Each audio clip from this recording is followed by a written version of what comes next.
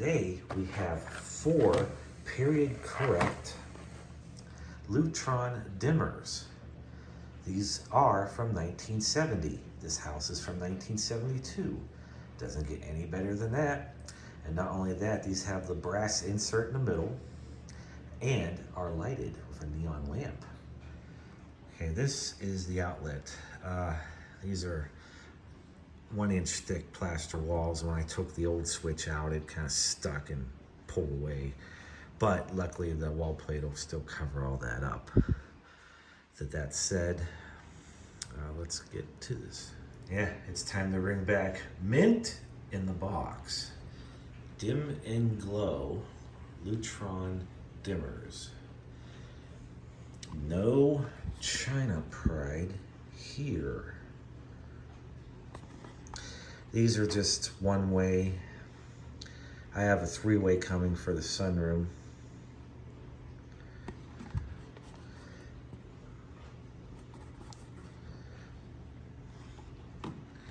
Now in my case here, the house was wired with all electrical going to the actual luminary or fan, and then just 2 wires. It should be white painted black, really. Put a piece of electrical tape on to switch it down here. Boxes are grounded, so when I screw this to the box, it'll be grounded. So that's where we're at right now. And there it is, installed using the original screws it came with.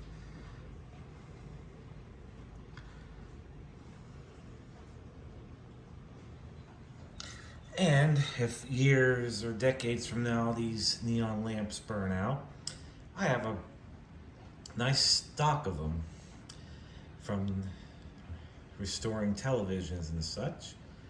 120 volts or 125 volts. I'll just reuse those if I ever have to repair it. And we're at this point now. When I first moved in, this did have a dimmer. I want to slide up and down dimmers here, but it was relatively new whenever they put new outlets in the kitchen, so I'm assuming early 2000s. But these were originally wired so both the fan and light were controlled by that single switch. Well, here's the deal.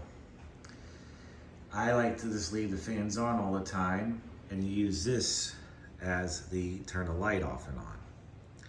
So I rewired the fans, all of them, so that's how they behave. Because the fans I rarely touch. Once they're on, they stay on. I mean, this fan's been running almost 24/7 since Emerson Colley installed them now back in 2008. Can install a 44-inch Hunter fan now. So at this point here, let me see how this turns. Maybe just a little more. It has a little bump on it. I guess right there ought to do it. But yeah, this brass piece here is what does it. This is how I remember things.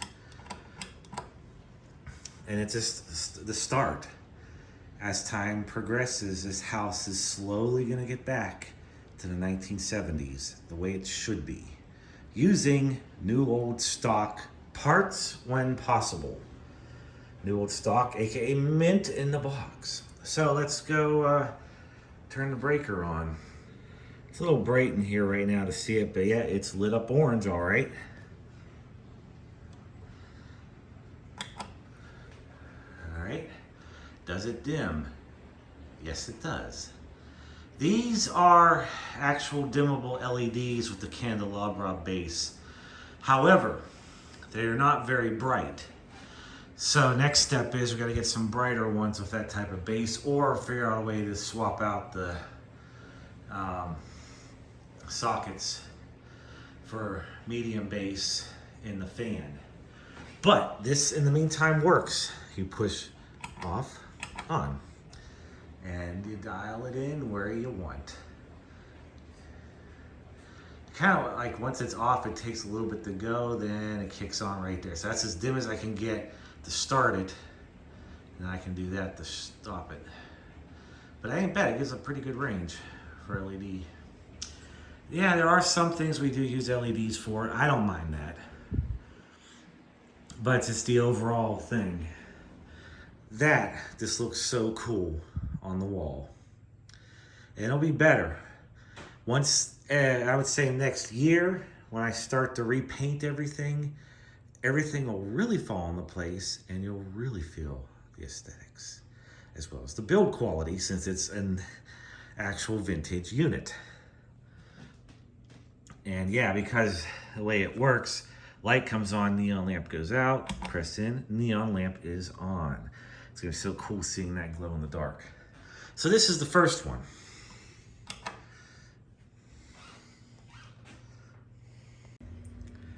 The next one is really, Speed Queen?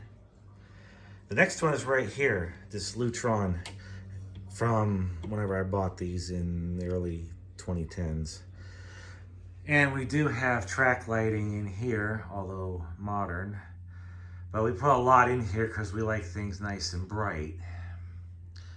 Felines do not approve, maybe, I don't know. Anyways, we're gonna put one in here. Problem is, this room is a three-way. That would be the dimmer. Then over here is that. One thing I am gonna do a little different though. I do have these electronic wall timers. All the wall plates may end up being white.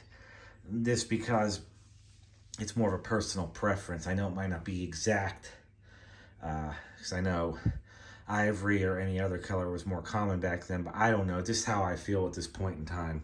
I'm more concerned about the hardware than anything. But yeah, so this is a three-way switch with that one over here. Now for the next set of dimmers. These ones are a bit newer. According to the paperwork, it looks like there's a revision date of 2004. But as you can see, it's been unchanged for many decades, including that little neon lamp is in the same spot. The only difference is they added a ground wire. And in this case, yeah, this is a plastic old work box. I added this box back in 2012, so 10 years ago. There was no hall lighting before, it was rather dark. Now we're putting a dimmer on, because this also lights part of the kitchen too, and we're replacing it with 100 watt equivalent LEDs. So yeah, that's the only thing we are doing that's not vintage is LEDs, but that's his fault. And this is a three-way. There's another switch right around the corner I added. But in this case here, you know, green is ground, of course. Black, the way I wired it just like the rest of the house. Everything, hot neutral go to the lights first, then come down. I put electrical tape on the one that's hot or common, and the two red wires here are your travelers that go to the other switch. The only reason why these are newer is just the availability. We needed a three-way. Luckily, as you saw, it's pretty much unchanged in decades. And as for everything else that's going on, wall plate cover, it may end up being white when I continue on with this project. And same with the paint here. That was due to, let's just say, and I'm going eggshell on everything. But yeah, it's installed now. And here is number 2 in the sunroom. And here we got track lighting. I mean, these could pass as vintage, but I don't know if these might change, I don't know. But anyways, yeah, there's a lot of them because we like a lot of light, but also we gotta dim them at times. So it's all wired in, the same as the old one. This room was put on in 1991, but in 2016, remodeled it. It did have wood paneling in here. Problem is, there's nothing behind it. It was flexing very easily, and it didn't sit well with me, so that's why it got changed into this room here. But now we're gonna paint it appropriate vintage colors and such. So these are going to be the replacements for that. These are dimmable, 100 watt equivalent each. Yes, they are Walmart grade. But here's the thing, I know you're thinking, well, I'm saying about going back and all that, but I'm putting LEDs in. I don't mind, we don't mind LEDs, providing they actually work and last. And so far we've been lucky. I put these in, what, 5 years ago? Over 5 years ago, no issues. Those ones that have been there have been there since 2013. And these are used every day. It's the most used room in the house. So, I mean, I'm not against it, especially when you have different color temperature options. So, we're gonna go for it. Now, with new bulbs, it is very, very bright in here. Hence now, unless you need extra brightness for cleaning or whatever, you can just dial it back to about mid-range here. Maybe even a little less if you need to. Let me try this. Might not show it on camera, but yeah, it's down pretty low.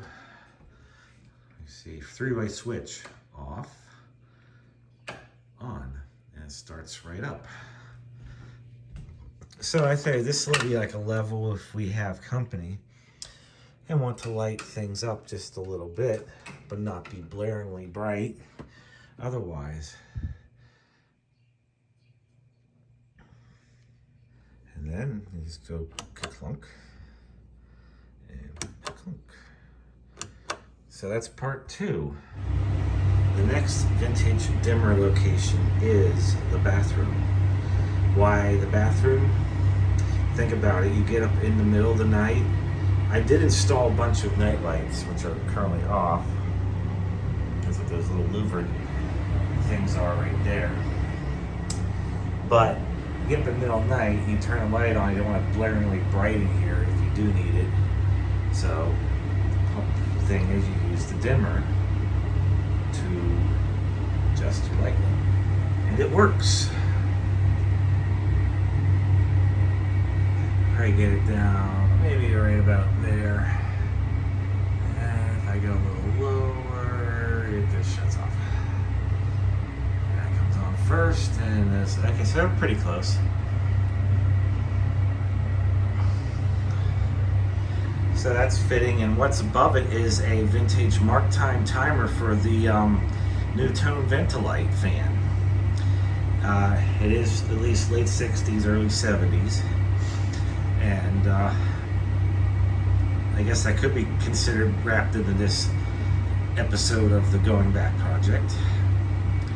I said things will look a lot better once they get things repainted, especially with some better quality paint and stuff. That was just some issues back then, so we'll fix that. Little dude! You little guy. And once again, turn it off. It glows, and once again it glows in the dark. There we go. Very nice. And yet another one. So, bedroom. This comes out. This is for something that was in here a long time ago, and if I take it out, I gotta patch the wall. So I might as well wait till I paint. All the ceiling fans, though, are going to remain the same. We're not changing them. The ones Emerson installed now are just forever remains installed now. But everything else I can swap out. Probably change the light in the kitchen. Cool. And off. It glows a little bit before it goes out. Yeah, I guess this up here will be for a future video. This is a 2012, whatever the Home Depot in-house brand is. I bought it because it had the same texture as the ceiling fan behind me, but it's just not vintage enough. We're gonna replace it with a proper kitchen light when the time arises. And probably add that to a dimmer too if it supports it. Special shout out and thanks to Liz and Maddie, our superstar patrons. Thanks